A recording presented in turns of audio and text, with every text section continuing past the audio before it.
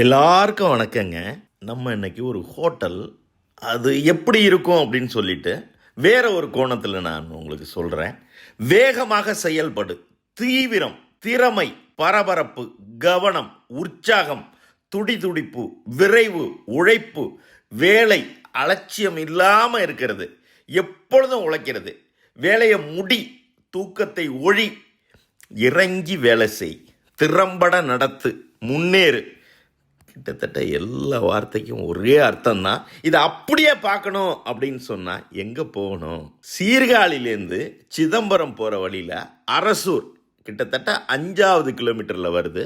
அரசூர் அருள்மிகு ஸ்ரீ மகா காளி அம்மன் ஆலய இசைமணி ஒலிக்கும் நேரம்.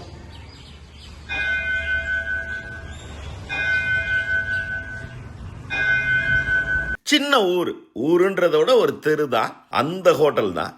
அங்கே சங்கர் அப்படின்னு சொல்லிட்டு ஒருத்தர், அவருடைய பிரதர், இன்னொரு பிரதர், மொத்தம் 3 பேர், 2 பேர் தான் அன்னைக்கு நம்ம சந்திக்க முடிஞ்சிச்சு.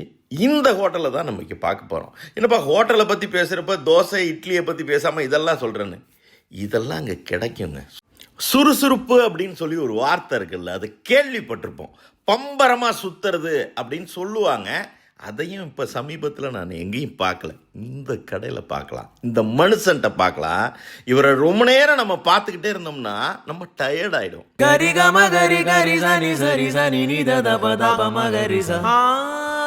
அதுக்கு மேலே நம்மளும் சேர்ந்து அவரோட வேலை பார்க்க ஆரம்பிச்சிருவோம். அப்படி ஒரு ஹோட்டல்.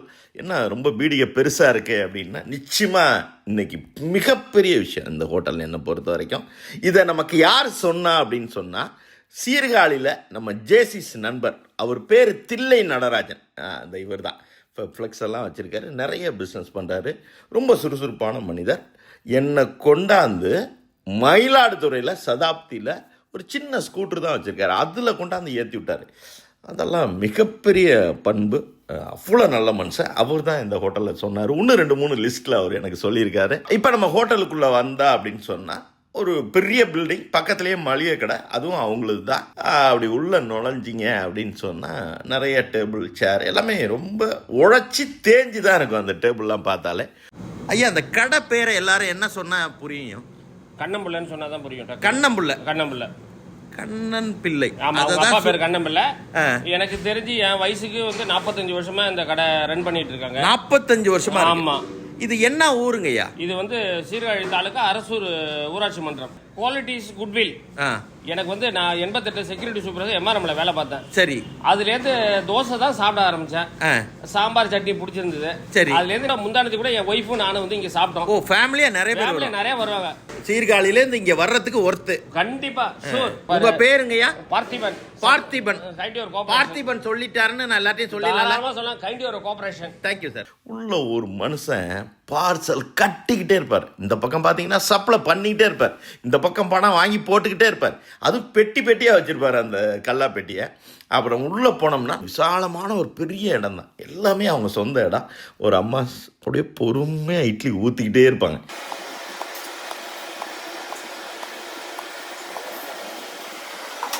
இந்த பக்கம் பார்த்தீங்கன்னா சாம்பார் கொதிச்சுக்கிட்டே இருக்கும். ஒரு மனுஷன் அப்படியே வடை போட்டுக்கிட்டே இருப்பார். எதுக்குப்பா காலையில் 6:30க்கெல்லாம் இவ்வளோ வடை அப்படிங்கிற மாதிரியே இருக்கும்.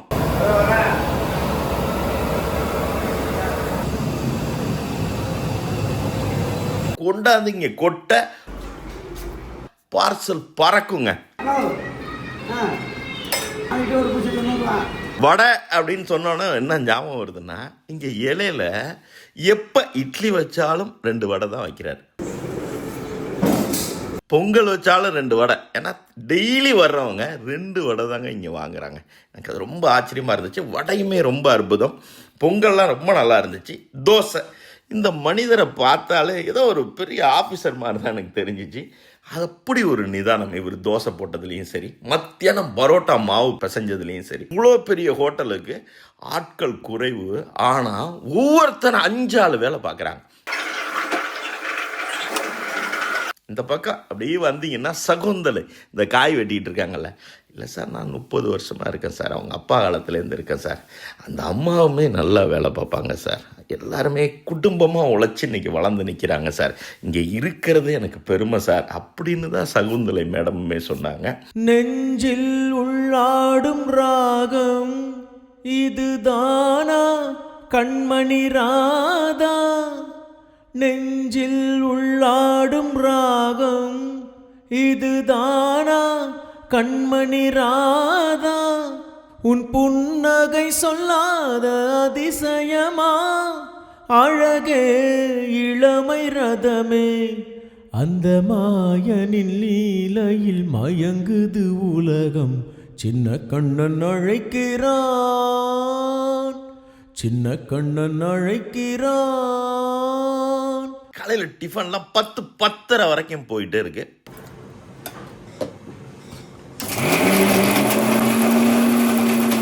பதினொன்றரை மணிக்கு தான் இந்த மனுஷன் சாப்பிட்றாரு காலையில். ஏன் 11:30-12 மணி கூட சில நேரம் ஆயிடும் சார் அப்படிங்கிறாரு. மத்தியானம் லஞ்ச் அதுக்குள்ளே சாம்பார் வைக்க ஆரம்பிச்சிட்டாங்க. இந்த பக்கம் காய் எல்லாம் போயிட்டே இருக்கு. இன்னைக்கு என்ன சாப்பாடுன்னு பார்த்துருவோமா?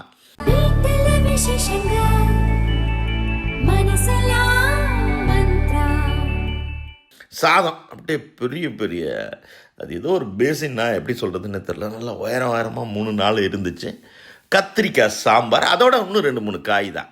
பக்கத்தில் நண்பர் அப்படி நக்கலாக அப்படி தான் சொன்னார், இவர் வைக்கிற காய் தான் இன்றைக்கி மார்க்கெட்டில் விலை கம்மின்னு அர்த்தங்க. அந்தளவுக்கு யோசிச்சு தான் வைப்பார். நீங்கள் தப்பாக நினைக்காதீங்க, நிறைய செய்யணும், நிறைய சாப்பிட்ணும். இங்கே சுற்றி உழைக்கிற வர்க்கம் இருக்காங்க, அதற்காகத்தான். ஏன்னா விவசாயம் இங்கே ரொம்ப ஃபேமஸாக. இந்த பாருங்களேன், மாடர்ன் ரைஸ் மில் கிட்டத்தட்ட ரொம்ப வருஷமாக இருக்கான். இங்கே 150 வருஷத்துக்கு முன்னாடி, சீர்காழிக்கு முன்னாடியே இங்கே ரயில்வே ஸ்டேஷன் இருந்துச்சு சார்.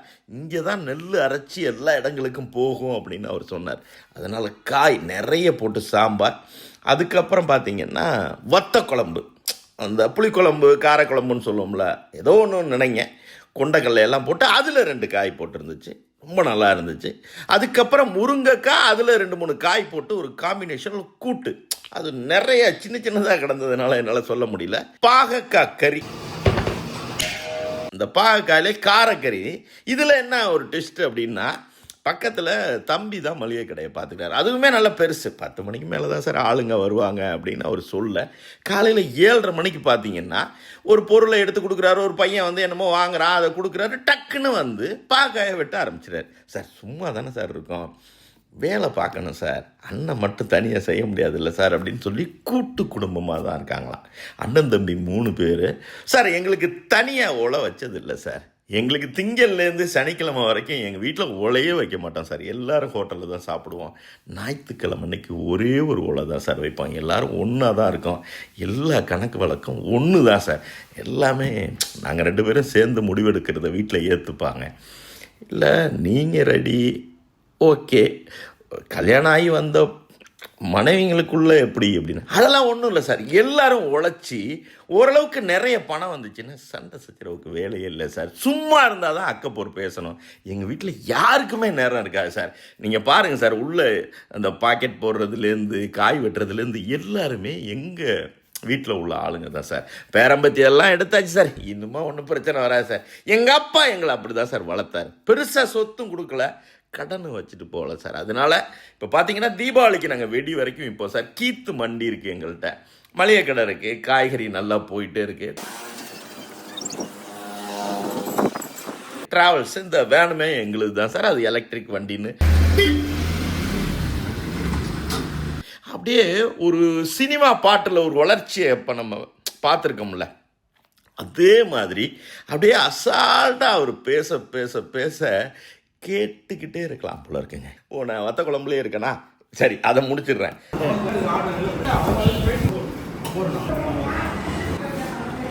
பாகக்காய் காரக்கறி பார்த்ததுக்கு அப்புறம் அப்பளம் ஒன்று வைக்கிறாங்க. அப்படியே எண்ணெயே அது குடிக்கவே மாட்டேங்குது, ரொம்ப நல்லா இருந்துச்சு.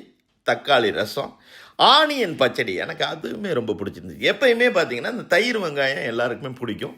நம்ம கேட்டோம் அப்படின்னு சொன்னால் ஹோட்டலில், இல்லை சார் அது வந்து பிரியாணிக்கு தான் சார் அப்படின்னு சொல்லுவாங்க. இங்கே தயிர் பச்சடியை அவர் எல்லாருக்குமே வைக்கிறாரு. வடை பாயசம்லாம் கிடையாது சார். நம்மள்ட்ட உழைக்கிற ஊர் சார், காஸ்ட்லி ஏறி போய்டும், அதெல்லாம் நம்ம செய்கிறதில்ல. கெட்டி மோர்னு சொல்லி பாக்கெட்டில் அவர் பார்சலுக்கு கட்டினதே அவ்வளோ நல்லா இருந்துச்சு.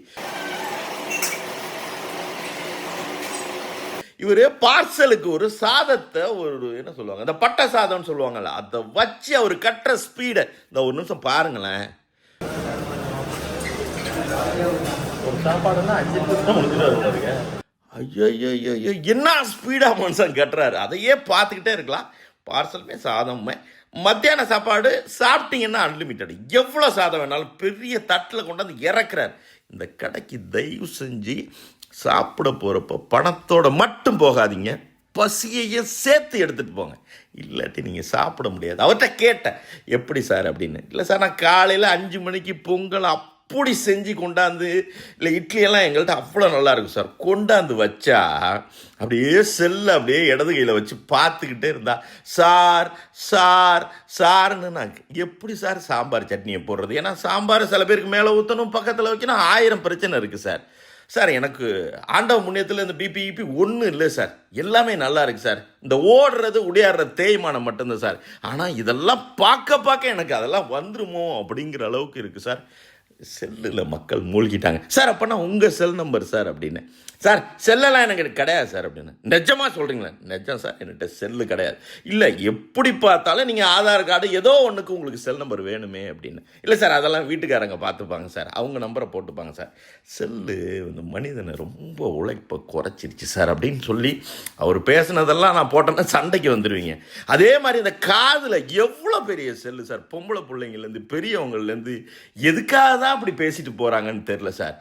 எனக்கு கவலையே என்னென்னா பேசிட்டு போகிறவங்கள பற்றி இல்லை சார், எதுக்க வர்றாங்கள சார், அவங்களுக்கு 1000 வேலை இருக்கும்ல சார். ஏன் தான் இந்த செல்லு உலகத்தில்னு அவர் பேசுகிறதுக்கு அவருக்கு தகுதி இருக்குங்க. ஐயோ அப்படி ஒரு உழைப்பு. எல்லாருமே இந்த வீட்டில் உழைக்கிறாங்க, இந்த ஹோட்டலில் எல்லா ஆட்களும் உழைக்கிறாங்க. கெட்டிமோர்னா கெட்டிமோர் தான். அதுக்கு ஒரு ஊறுகாய், தக்காளி ஊறுகாய் கொடுக்குறாங்க. அன்னன்னைக்கு தான் இங்கே ஊறுகாய், இந்த டப்பாவில் வாங்குற அந்த 5 கிலோ ஊறுகாய்லாம் அவர் வாங்குறது இல்லை. ரொம்ப நல்லா இருந்துச்சு.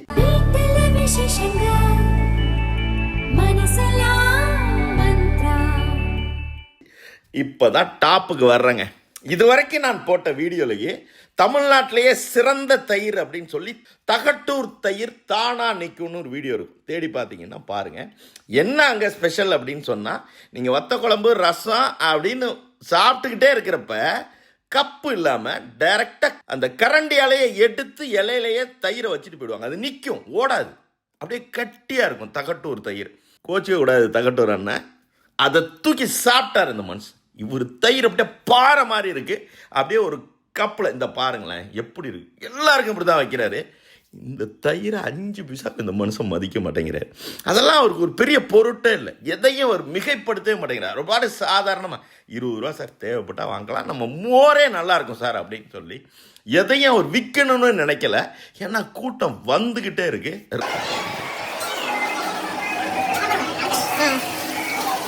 ராத்திரி சப்பாத்தி சார், பரோட்டா உண்டு, தோசை உண்டு. பரோட்டாலாம் சாப்பிட முடியாது சார், அவ்வளோ பெருசு இருக்கும் சார். நல்லா போடுவார் சார் நம்ம மாஸ்டரு அப்படின்னு தான் சொல்கிறாரு. பரோட்டாவுக்கும் சப்பாத்திக்கும் குருமா அப்படின்னு. இல்லை சார், பரோட்டா குருமா கொஞ்சம் தண்ணியாக இருக்கும், சப்பாத்திக்கு வேறு குருமா சார். ரெண்டுமே ரொம்ப ஃபேமஸ் சார் நம்மள்கிட்ட. ராத்திரி 10-10 ஆகும் சார். 11 மணிக்கு படுப்பா சார், திருப்பி 5 மணிக்கு எழுந்திரிப்பா சார். ஞாயிற்றுக்கிழமை மட்டும் லீவு சார். ரொம்ப டயர்டாக இருக்கும், அதனால் கடையெல்லாம் கொஞ்சம் வேலை பார்த்து தொடச்சி கழுவி விட்டு, ஞாயிற்றுக்கிழமையும் அவர் சும்மா இல்லைங்க, சும்மா இருக்கேன்னு சொல்கிறாரே தவிர மளிகை ஜாமான் எல்லாத்துக்கும் கடையில், அப்புறம் மளிகை கடையில் இருக்கும், எல்லா வேலையும் பார்த்துட்டு திருப்பி தூங்குனா திரும்பி அந்த சைக்கிளில் ஆரம்பிக்கும் சார்.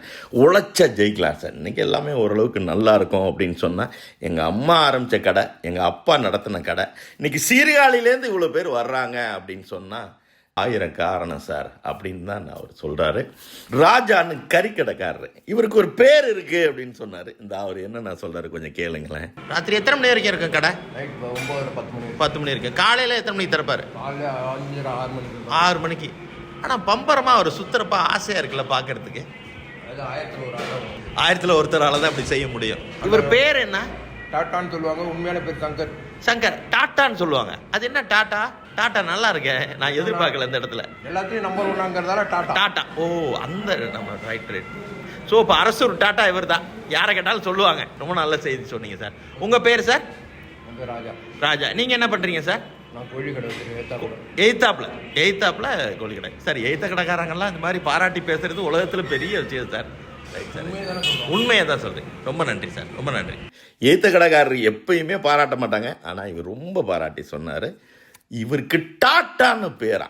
ஐயோ, சின்ன பிள்ளையிலேயே சங்கர் இருக்கார்ல அந்த இவரை எல்லாரும் டாட்டான்னு சொல்லுவாங்க. அதே மாதிரி உழைச்சி இன்னைக்கு சீர்காழி பக்கத்தில் அரசூரில் கோடி கட்டி பறக்கிற மனுஷன், நிற்க நேரம் இல்லை, அந்த அளவுக்கு உழைச்சிக்கிட்டே இருக்கார். எனக்காவது நீங்கள் வைத்தீஸ்வரன் கோயில் போனாலும் சரி, சிதம்பரம் போனாலும் நின்று ஒரு அரை மணி நேரம் சாப்பிடுங்க, சாப்பிடாம போங்க. ஆனால் இவர் வேலை பார்க்குறத பார்த்துட்டு போனீங்கன்னா உங்கள் உடம்புல அந்த ரத்தம் முறுக்கேறும். நிச்சயமாக நம்ம வாழ்க்கையில் உழைச்சா ஜெயிக்கலாம் அப்படின்றத இவர்கிட்ட கண் கூட பார்க்கலாம். பாட்டை போடுங்க எடிட்டர் சார். நல்லவர்க்கெல்லாம் எதிர்காலமே, நம்பிக்கை வைத்தால் வந்து சேராதா, உள்ளங்கள் எல்லாம் ஒன்று கூடினால் உள்ளங்கையில் தான் வெற்றி வாராதா, அட இன்றைக்கும் என்றைக்கும் நல்ல நாள்தான். நன்றிங்க. வீட்டில விசேஷங்க